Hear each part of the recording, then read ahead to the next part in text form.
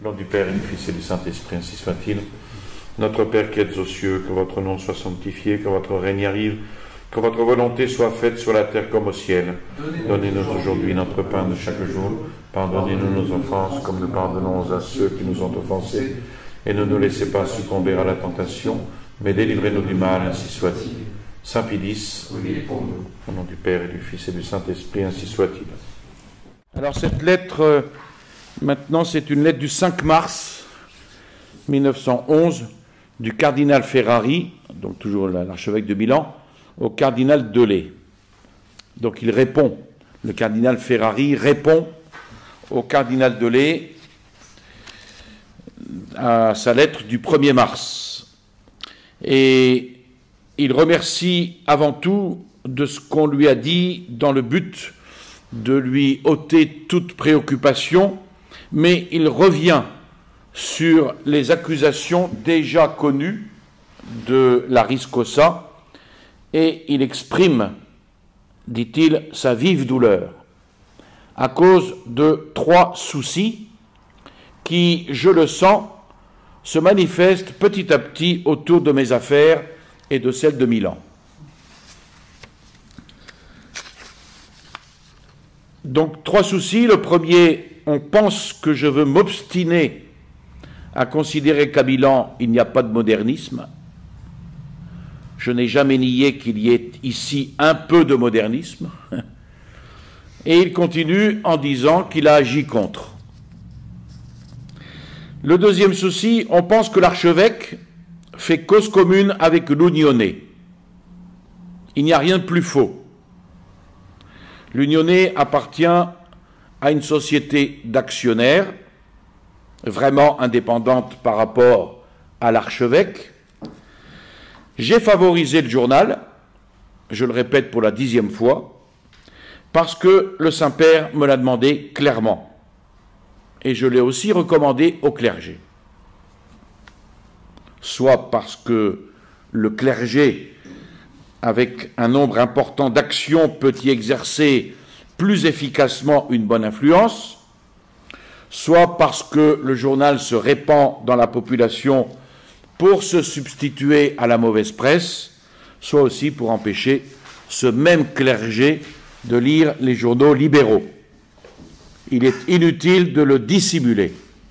Aujourd'hui, tous veulent des journaux donnant des informations fraîches, et un journal qui est en retard est un journal qui est peu lu. Et c'est pour cette raison que Monseigneur Fontana accueillit de bon gré le propagandiste de l'Unione parce qu'il voyait bien qu'autrement, la plupart des gens, et même le clergé, se mettraient à lire « Il Corriere della Sera ». Et le troisième souci, on pense qu'à Milan, et spécialement dans le séminaire, il y a on ne sait quel dommage. Et ici, le cardinal termine en disant qu'il continuera de souffrir tant qu'on ne lui fera pas connaître les chefs d'accusation, afin qu'il puisse répondre et, comme il espère, réduire à néant toutes les accusations. Il est tenace, hein.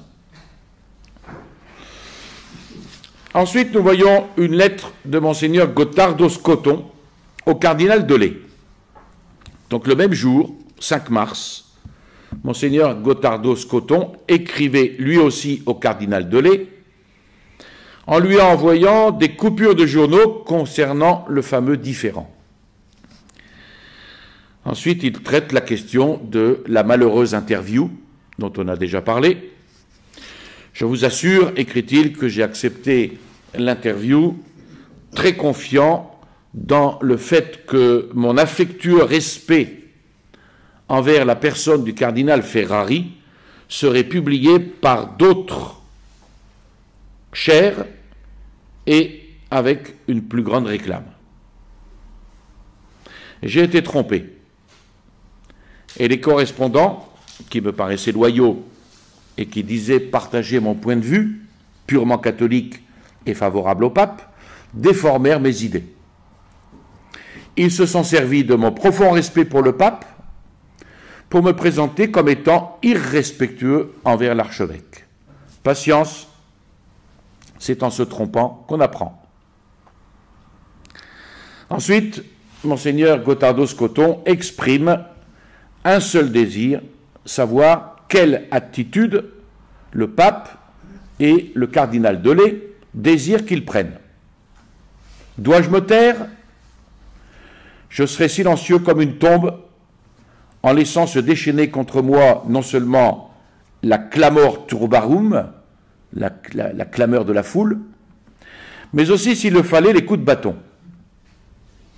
Dois-je écrire? Je suis prêt. Mais dans ce cas, je désire connaître parfaitement la volonté des supérieurs. Et si on me présentait une formule, aussi humiliante qu'elle soit, et peu importe qu'on la fasse paraître comme mienne ou comme imposée, je la signerai à quatre mains et les yeux fermés. Il suffit seulement que triomphe la vérité. Le lendemain, c'est Monseigneur Andrea Scoton qui écrit au pape. On voit clairement que dans cette lettre, les frères Scoton avaient reçu de forts reproches de Rome, probablement à cause de la fameuse interview. Seul, écrit-il, le Seigneur sait dans quel état se trouve mon âme. Mais avec la grâce divine, je suis prêt à tout, et je le répète avec saint Grégoire de Nazianze, si cette tempête s'est élevée par ma faute, jetez-moi dans la mer. Je donnerai mon sang pour réparer tout ce qu'il y a pu y avoir d'incorrect et d'excessif de ma part. Et je ne m'accorde aucune excuse pour me disculper. Je croyais bien faire, et j'ai mal fait, que Dieu me pardonne. Et il signe sa lettre, le très désolé, mais résigné en Jésus-Christ, Andrea Scoton. Alors le cardinal Delay lui répond oui à Monseigneur Andrea Scoton le 12 mars. Il faut penser qu'à ce moment-là, le journal La Riscosa était violemment attaqué de tous côtés. Les reproches du Vatican, pour juste qu'ils étaient, avaient amené le découragement chez les frères Scoton. D'où la réponse du cardinal Delay, qui, tout en leur reprochant les imprudences commises, voulait redonner du courage aux défenseurs impétueux, mais sincères et désintéressés de la bonne cause. Parce que ça, le cardinal Delay, comme le pape, ne l'oublie pas. La Riscosa œuvre pour la bonne cause. Le cardinal Delay commence par exprimer à Monseigneur Andrea Scoton le fait que le pape a été plutôt content de sa lettre du 6 mars. On peut toujours, écrit-il, commettre quelque erreur. Et en réalité, il en a été commis dans ce dernier différend. Même le zèle a ses défauts. Il peut manquer parfois de prudence. Il peut exagérer dans les formes. Mais le fait de ne pas approuver ces défauts n'enlève pas ni ne méconnaît le mérite du zèle, de l'action laborieuse pour la défense vigilante de la vérité et de la justice. Alors, il leur dit, soyez tranquilles et continuez sur cette voie fortitaire, avec courage, mais aussi avec la modération et la prudence nécessaires. Le Saint-Père vous recommande de freiner un petit peu votre frère, Monseigneur Gottardo, qui, ardent comme il l'est, se sent encore jeune, comme il l'a déclaré lui-même. L'orientation de la Riscosa est bonne, écrit le cardinal Delay. Le Saint-Père l'a approuvé et l'approuve.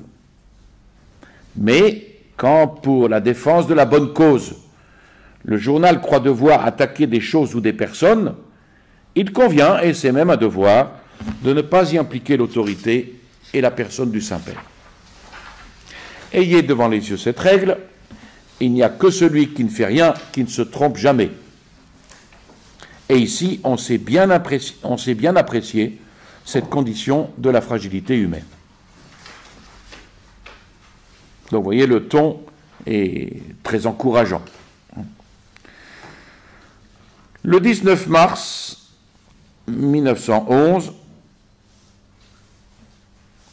il y a une lettre de Saint Pidis à Don Domenico Manzoni, curé de Nava, dans la province de Côme.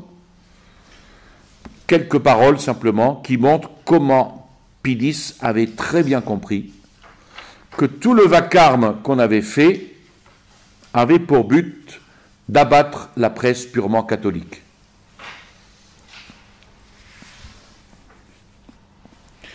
Alors voyons maintenant l'intervention de Saint Pidis dans cette controverse Milan, frère Scoton, sur le modernisme et la conclusion du différend, c'est-à-dire là du 28 mars au 13 mai 1911. On en verra une partie aujourd'hui et l'autre partie la prochaine fois. Donc c'est le point culminant et la conclusion de la controverse Cardinal Ferrari, frère Scoton, sur le modernisme à Milan, que l'on a commencé il y a déjà pas mal de temps. À l'époque où nous sommes, courut et se répandit en privé et en public, avec la participation de la presse, le bruit d'un conflit entre le cardinal Ferrari et Pidis. C'était des bruits, comme toujours, peu précis, mais qui ont été largement exploités, amplifiés par des hommes malveillants, et en particulier par tous ceux qui étaient réfractaires aux directives de Pidis. Alors, on voulut voir dans le très doux cardinal Ferrari une victime, une pauvre victime de l'intransigeance antimoderniste et de l'influence des personnes proches de Pidis, et on montra le cas Ferrari comme l'exemple typique d'un système. Alors peut-être que le cardinal Ferrari lui-même, sans le vouloir, a contribué à donner à ces bruits de la consistance, du crédit, de la continuité, s'il est vrai, et il n'est pas facile d'en douter, que venu à Rome pour le conclave, après la mort de Pidis, et parlant avec le sénateur Filippo Crispolti, qui faisait remarquer l'émotion et la vénération du peuple devant la dépouille mortelle du grand pontife, le cardinal Ferrari lui aurait dit d'un ton sévère « Oui, mais il aura à rendre compte à Dieu de l'abandon dans lequel il a laissé ses évêques devant les accusations dont ceux-ci étaient l'objet. » Voilà l'accusation de Ferrari contre Saint Pidis. Or, après avoir suivi cette polémique entre les frères Scoton et le cardinal Ferrari, il faut conclure qu'on voit réellement, clairement, qu'il y a eu un conflit d'idées entre le cardinal Ferrari et Saint Pidis dans la question pratique de la presse catholique. Mais sans vouloir discuter des intentions droites du cardinal Ferrari, qu'on suppose droite, chacun devra honnêtement reconnaître que la raison était tout entière du côté de Pidis, lequel, juste à ce moment très pénible pour lui, se montra d'une prudence et d'une charité supérieure à tout éloge. Voilà donc la lettre de Saint Pidis au cardinal Ferrari du 28 mars 1911. Le 23 mars, le cardinal avait écrit à Pidis au sujet de la Riscosa. Pidis met ici en évidence comment l'incident de la Riscosa, qu'il déplorait, avait été exploité comme prétexte pour une campagne à mort contre la presse catholique, la presse sincèrement catholique, ce que Pidis ne pouvait approuver. Ensuite, il parle du journal L'Unione, si ouvertement soutenu par le clergé de Milan, ce que Pidis désapprouve ouvertement, à cause du grand mal qui en découle. Et puis le pape rappelle que s'il se remet en tout au jugement prudent des évêques, il ne s'ensuit pas qu'ils doivent toujours approuver les évêques dans toutes leurs actions. Car, écrit-il, même si c'est certainement avec les meilleures intentions, et pour le bien, ils peuvent prendre cependant des dispositions qui ne sont pas toujours opportunes. Et tel est le cas, sans aucun doute, de l'Ariscosa, qui, écrit saint Pidis, l'Ariscosa qui a plutôt mal agi en attaquant ouvertement le séminaire de Milan, et pire encore en accordant cette malheureuse interview. Mais je ne peux pas approuver le moyen de la défense, parce que sans tant de solennité, on pouvait obtenir, à mon avis, de meilleurs résultats. Avant tout, il convient donc de voir si l'Ariscosa a été provoquée. Cette aversion continuelle manifestée à l'Ariscosa et aux journaux qui la soutiennent, cette opposition systématique du journal L'Unionnais, soutenue et défendue par le clergé, cette protestation absolue continuellement répétée sur tous les tons et en tous lieux, à Milan, il n'y a pas de modernisme, ce ne sont certainement pas des arguments qui puissent pousser les rédacteurs de l'Ariscosa, qui combat le modernisme, à la bienveillance envers Milan. Ces rédacteurs du périodique ont tort.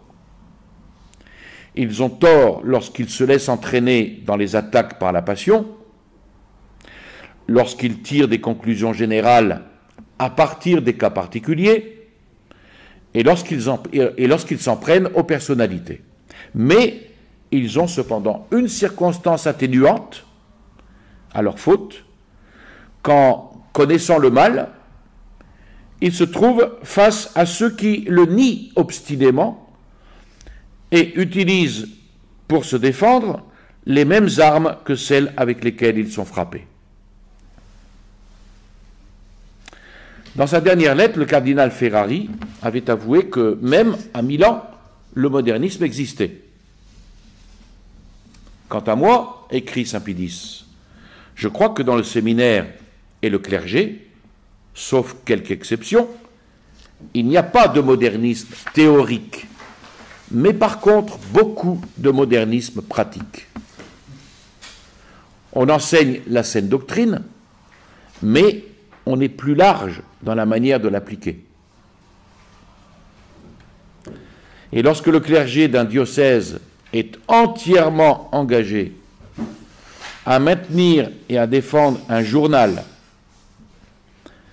qui a depuis longtemps franchi le Rubicon, évidemment ici on parle de l'Unionnais, lorsque le clergé d'un diocèse est entièrement engagé à maintenir et défendre un journal qui a depuis longtemps franchi le Rubicon, un journal qui a éprouvé le besoin d'abandonner le qualificatif de catholique, un journal qui dans ses chroniques, comme n'importe quel autre journal, rapporte des faits déplorables avec luxe de détails, un journal qui dans ses revues recommande des livres peu édifiants et fait l'éloge de personnes aux principes discutables, un journal qui soutient qu'il faut s'adapter à son temps et qu'on doit considérer certaines revendications comme désuètes en acceptant les faits accomplis. Un journal qui ne parle jamais de la liberté et de l'indépendance du pape. Un journal qui imagine la publication des encycliques et en dicte non seulement le sujet mais aussi les paroles. Un journal qui rapporte des journaux de l'étranger ce que lui-même leur avait écrit et expédié.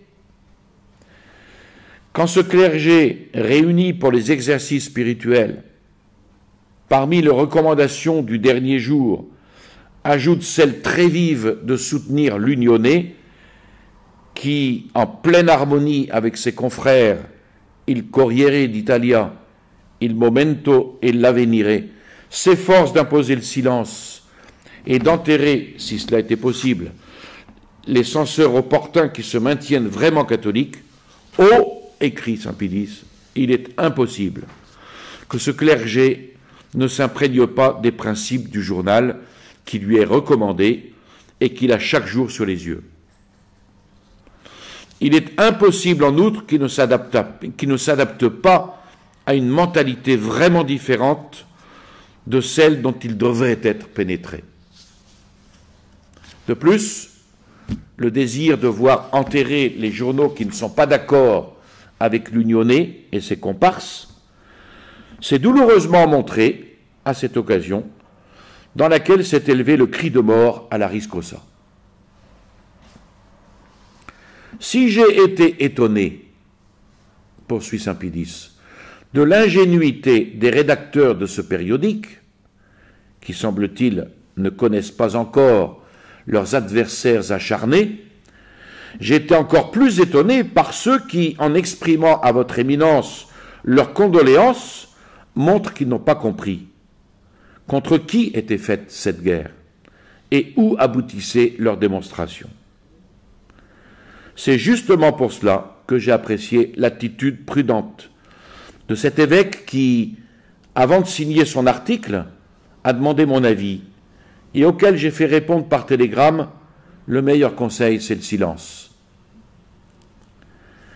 J'admets, poursuit saint Pie, que votre éminence ne se laisse pas dominer par certaines personnes, et en particulier par des laïcs dans le gouvernement de son diocèse, et ne voit que rarement Méda et Cornaggia. Mais c'est malheureusement un fait douloureux que le clergé subit le cauchemar de ces messieurs qui défendent le journal qu'ils dirigent. Je ne veux pas non plus vous accorder que votre éminence révérendissime se comporte envers l'Unionnais comme ses confrères de Rome, de Turin, de Bologne.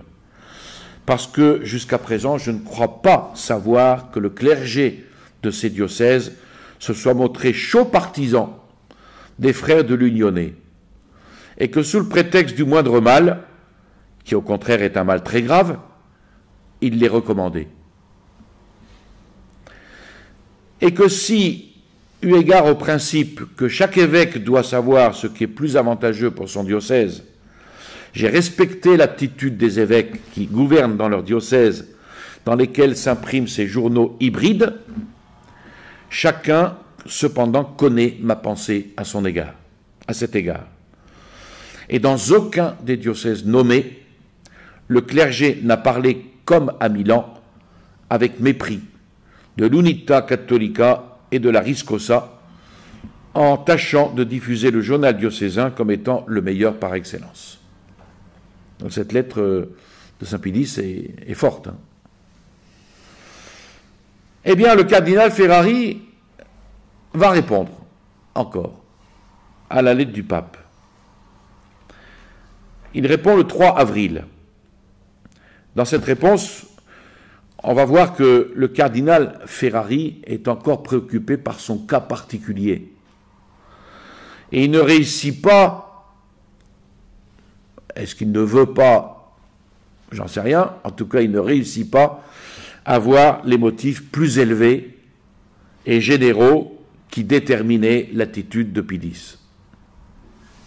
Si la Riscosa a des litiges avec l'Unionnais, dit le cardinal Ferrari, je ne vois pas pourquoi elle s'en prend au séminaire. Or, la chose était bien différente. C'étaient les journaux de pénétration, avec à leur tête l'Unionnais, qui attaquaient continuellement la Riscosa. Ensuite, en ce qui concerne l'Unionnais, en particulier, le pape avait clairement exposé sa pensée. On l'a vu tout à l'heure, ce journal avait franchi le Rubicon. Il le dit, saint Pie X. Et il ne devait pas être appuyé par le clergé. Alors, le cardinal Ferrari cherche à en prendre la défense et il en appelle à ce qu'ont fait d'autres évêques à l'égard de semblables journaux. Mais cela aussi n'était pas exact, parce que ni à Turin, pour le journal Il Momento, ni à Bologne, pour l'Avvenire, l'autorité ecclésiastique n'avait montré le même intérêt qu'à Milan pour l'Unione. Donc il suffit de dire qu'ici, dans les exercices spirituels qui ont été donnés au clergé en automne 1910, au Collège des missionnaires du Rho, une des résolutions du dernier jour était de toujours soutenir l'Unione. Et puis finalement, dans cette lettre, le cardinal Ferrari exprime sa désillusion, là il exagère, de n'avoir pas eu, durant la controverse, un mot de réconfort de la part du pape, le pauvre. Ce qui n'est pas exact, parce qu'il avait reçu ces paroles de réconfort et d'estime, et à plusieurs reprises, à travers les lettres du cardinal Delay. Il avait seulement manqué un mot officiel de blâme contre la Riscosa, ce que Milan désirait réellement. Ah là oui. Il ne s'apercevait cependant pas que si le pape réprouvait la Riscosa à cause de certaines intempérances, et il l'avait dit clairement dans sa lettre, il ne pouvait cependant pas la désavouer publiquement, étant donné la haine qui se donnait alors libre cours, parce que cela aurait exposé au lynchage non seulement ce journal, mais en même temps toute la presse purement catholique. Donc dans sa lettre, il s'exprime ainsi. Tout d'abord, je ne comprends vraiment pas pourquoi la Riscosa lance ses flèches contre le clergé, qui n'aurait pas pensé blâmer la Riscosa si auparavant il ne s'était vu gravement offensé. Il y revient. Il ne faut pas croire ensuite que les rapports de ce clergé avec l'Unione soient ceux d'élèves à maître. Si le clergé soutient le journal, il en réprouve les défauts. Aujourd'hui moins graves qu'autrefois, précise-t-il. Et sans subir l'influence des laïcs, patrons ou presque de l'Unione. Ensuite, ce clergé tient à l'Unione, comme le Piémont au Momento et l'Émilie à l'Avvenire. Pourtant, certaines flèches viennent blesser le clergé milanais, de préférence. Seulement parce que, à mon avis, il se met plus en avant avec les souscriptions à l'Unione, qui sont bien peu de choses quand on pense que les noms des prêtres publiés dans l'Unione n'atteignent pas le nombre de 300 sur 2200 et désormais cesseront totalement. Les rapports de l'archevêque avec l'Unione sont ceux que j'ai appris 2 fois de votre sainteté. Et là, il est gonflé. La première, lorsqu'elle me recommandait l'union des 2 vieux journaux, et le nouveau journal fut justement appelé l'Unione. L'Osservatore Cattolico restant un hebdomadaire. Et l'autre fois, lorsqu'elle me disait de bien traiter ceux de l'Unione, pour le bien qu'on pouvait en espérer, en corrigeant cependant leurs défauts graves et connus. Donc ce n'est pas un appui de Saint-Pédis. Il use de termes très, j'allais dire, diplomates. Du reste, écrit Ferrari, j'ai fait bien peu pour l'Unione, par rapport à ce qu'ont fait les évêques de l'Émilie pour l'Avvenire et ceux du Piémont pour Il Momento. Si ensuite l'Unione fut recommandée au clergé, on voulait, avec cette recommandation, que le clergé en devienne le patron pour le corriger plus facilement, et qu'il se tienne éloigné de la lecture du Corriere della Sera, puisqu'aujourd'hui même, le clergé veut des nouvelles fraîches. Quoique le vénérable ait regretté Monseigneur Fontana, bien que critiquant à juste titre l'Unione, et fait bon accueil à son propagandiste pour retirer au clergé la lecture du Corriere della Sera, on ne l'a pas entendu dire, comme d'autres, mieux vaut il Corriere que l'Unione. Et ici, si votre sainteté me le permet, une allusion au cas de l'encyclique annoncée par l'Unione. Fût-ce là un piège tendu à l'Unione? Certains le pensent. D'autres journaux annoncèrent l'encyclique avant l'Unione, qui en donna un plus long résumé. Or, si une lettre venue de Rome et que j'ai vue disait la vérité, la chose se serait passée ainsi. Le correspondant de l'Unione fit le résumé de l'encyclique d'après les épreuves de presse. Il l'expédia à Milan, où il fut imprimé, puis résumé. D'où cette rumeur, lancée par un autre journal, qui fit déchirer les épreuves, et Méda châtia le correspondant en lui signifiant son congé. Enfin, que votre sainteté daigne être indulgente envers moi, si je manifeste de façon candide une de mes illusions désormais perdues. Je m'étais trompé lorsque je pensais ne pas avoir mérité un abandon tel que désormais on le reconnaît publiquement. À ma grande douleur, on en jase.